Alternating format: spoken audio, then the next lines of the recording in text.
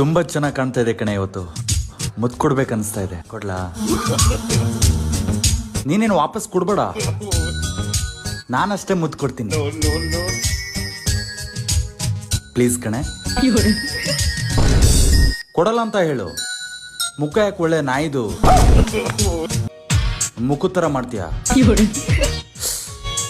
ಸಾರಿ ಕಣೆ, ಪ್ಲೀಸ್ ಅರ್ಥ ಮಾಡ್ಕೊಳೆ. Body full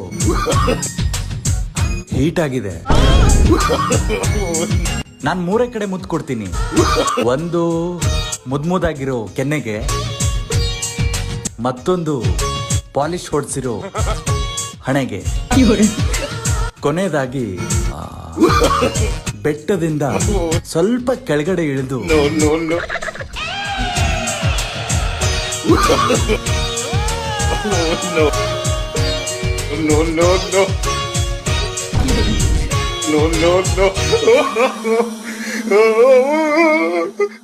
ತುಟಿಗೂ ಕೊಡ್ತೀನಿ ಕಣೆ.